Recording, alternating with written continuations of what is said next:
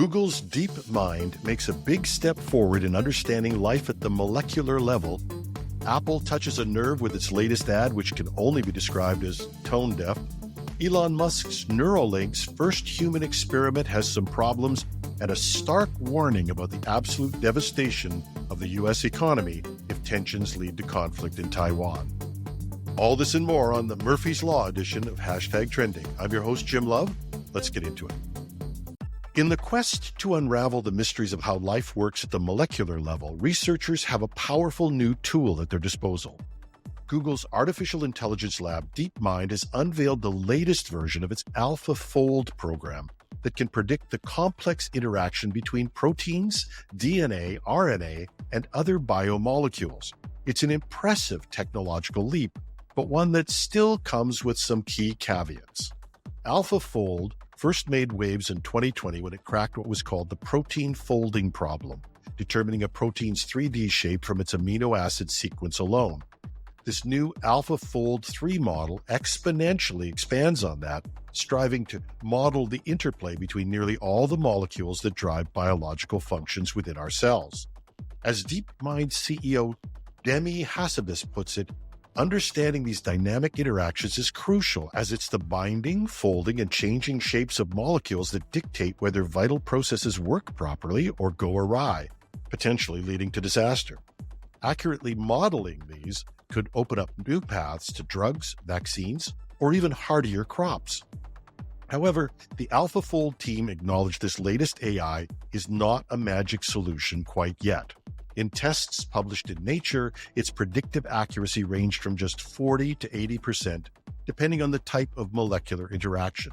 The model also has a tendency to hallucinate and generate biologically implausible structures, particularly in protein regions.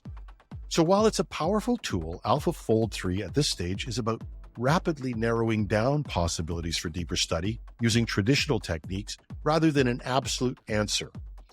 Still, the DeepMind researchers remain optimistic about continuing to improve AlphaFold's capabilities, with aspirations of one day modeling entire virtual cells.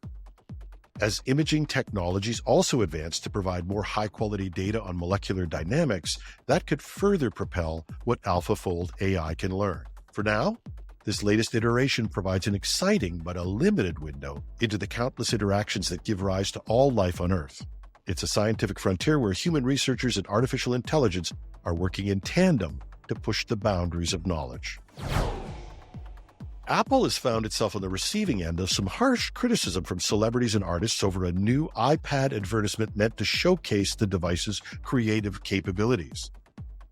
The 1-minute ad depicts a variety of objects, musical instruments, art supplies, books, all being compressed and crushed by a hydraulic press into an ultra-thin shape, symbolizing how all of that creative potential has been condensed into Apple's latest iPad tablet. But rather than celebrating the iPad possibilities, many are seeing the visuals of destroyed guitars, sketch pads, and other artistic tools as a visceral metaphor for how technology is threatening creative pursuits. Actor Hugh Grant condemned the ad as destruction of the human experiences courtesy of Silicon Valley. Filmmaker Justine Bateman, a vocal critic of AI encroaching into the entertainment industry, blasted it as crushing the arts. Even the ad's attempt at inspiration from Apple CEO Tim Cook, who promoted it on X by saying, "Imagine all the things it'll be used to create," was met with derision. One songwriter likened the instrument crushing to burning books. The furor touches a nerve at a time of widespread unease, particularly in creative fields, about automation and AI potentially replacing human artistic expression and skills. While embracing technology as a tool, many are fearful of it overtaking the role of artists and musicians themselves. Apple has not publicly responded to the backlash, but the heated reaction demonstrates the sensitivity around the emerging tech's impact on creativity, and how corporations will be closely scrutinized for even perceived missteps that minimize or undervalue human artistry. So while likely intended to be an avant-garde way to dramatize the iPad's compressed capabilities, Apple's ad instead triggered widespread scorn for its provocative and open-to-interpretation imagery of long-standing creative tools being rendered obsolete. It's been a milestone year for Neurolink, the brain-computer interface company founded by Elon Musk, but that pioneering work is hitting a few speed bumps as the company discloses a problem with its first-ever human implantation of its device. In January, Neurolink implanted a brain-computer interface called the Link into a 29-year-old patient called Nolan Arba. It was a major step forward in testing the safety and viability of the technology, which is designed to allow those with paralysis to control computers and devices directly with their brainwaves. Initially, Neuralink reported the procedure went extremely well. They even live-streamed Arba using the Link's cursor control capabilities powered by his neural signals. However, in a blog post this week, Neuralink revealed that in the weeks following the surgery, a number of the hair-thin electrode threads responsible for reading those brain signals had retracted from Arba's brain tissue. Fewer effective electrodes meant diminished performance in assessing the Link's full speed and accuracy, so Neuralink says they've had to modify algorithms, enhance user interfaces, and refine techniques for translating neural activities as a workaround.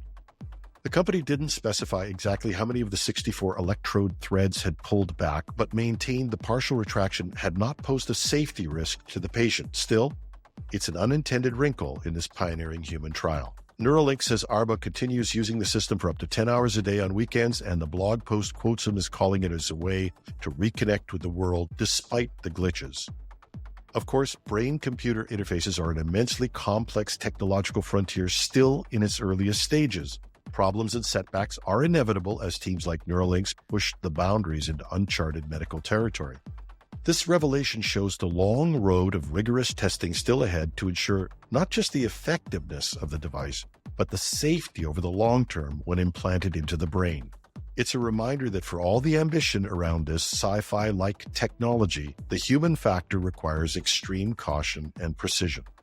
Neuralink has not commented beyond the blog post, but particularly under the spotlight of Elon Musk's leadership, you can be sure they'll be intensely scrutinized over how they navigate and learn from this earliest human implant experience as the work continues. Escalating tensions over Taiwan took on a new urgency this week as a senior U.S. official warned that any potential Chinese invasion and seizure of the island's semiconductor facilities would be absolutely devastating to the American economy. The stark assessment came from the U.S. Commerce Secretary Gina Raimondo during testimony before the House of Representatives. When asked about the impact if China were to take control of TSMC, the world's most advanced chip maker based in Taiwan, Raimondo did not mince words. It would be absolutely devastating. Right now, the U.S. buys 92% of its leading-edge chips from TSMC in Taiwan. Her comments underscore the outsized role that TSMC plays in supplying vital semiconductor components that power everything from smartphones and computers to automobiles and military hardware. The Taiwan-based company is the go-to producer of the most cutting-edge chips found in many of the world's most advanced technologies.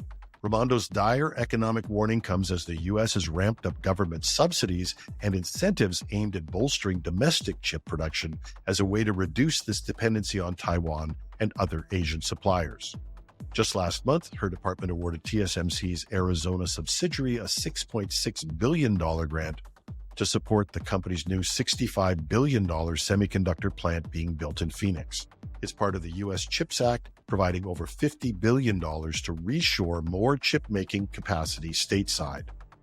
But even with TSMC's multi-billion-dollar investment in America, any disruptions to Taiwan operations resulting from heightened U.S.-China tensions could still risk far-reaching economic fallout, according to Raimondo.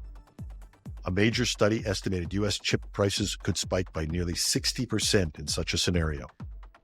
Raimondo did not comment on the likelihood of a Chinese invasion of Taiwan, but her frank assessment signals the existential stakes the semiconductor industry and the entire modern tech supply chain has in the fate and protection of TSMC's Taiwan facilities as geopolitical friction intensifies. And that's our show for today. Show notes are posted on our new home at technewsday.com or .ca. Either works, and you can even play the latest or past episodes on our homepage. We're also on YouTube with our experimental video show, getting ready for bigger and better video over the summer. We love your comments and suggestions. You can reach us at editorial@technewsday.ca. Join us this weekend for the weekend edition. We'll be once again sharing with our other podcast, Cybersecurity Today, with a special guest. And I'll be back with the news on Monday morning. I'm your host, Jim Love. Have a fabulous Friday.